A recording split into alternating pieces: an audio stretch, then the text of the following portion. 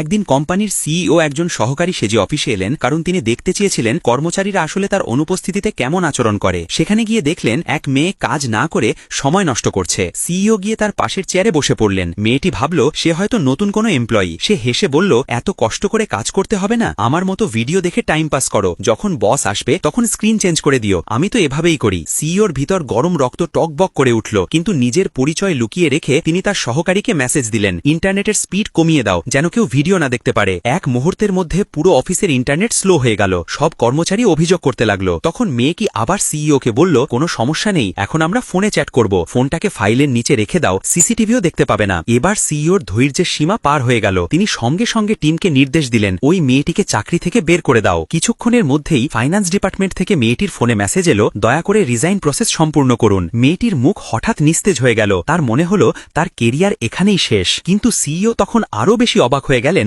যখন দেখলেন পুরো অফিসই কাজ করছে না, কেউ গেম খেলছে, কেউ গল্প করছে। তিনি গর্জে উঠে ম্যানেজারের কেবিনে গিয়ে বললেন, সবাইকে বরখাস্ত করো। সবাই ব্যাগ গুছিয়ে চলে গেল, কিন্তু সেই মেয়েটি তখনও চুপচাপ বসে রইল, যেন কিছুই ঘটেনি। সিইও জিজ্ঞেস করলেন, তুমি এখনো এখানে কেন? মেয়েটি হাসলো আর বলল, আমি ম্যানেজারকে মিষ্টি খাইয়েছি, তাই আমি বেঁচে গেছি। সিইও অবাক হয়ে জিজ্ঞেস করলেন, কি দিয়েছিলে? সে বলল, মাত্র 3টে টফি। তারপর সিইও ম্যানেজারকে জিজ্ঞেস করলেন, ওকে কেন বের করা হয়নি? ম্যানেজার বলল, স্যার, সে আমাদের সবচেয়ে গুরুত্বপূর্ণ প্রজেক্টের কোর টিমে আছে। সে অনেক প্রার্থীকে হারিয়ে এই জায়গাটা অর্জন করেছে। প্রজেক্ট শেষ না হওয়া পর্যন্ত ওকে সরানো যাবে না। এটা শুনে সিইও কিছু বললেন না। তিনি তখন বুঝলেন মেয়েটির আসল যোগ্যতা আসলে কি।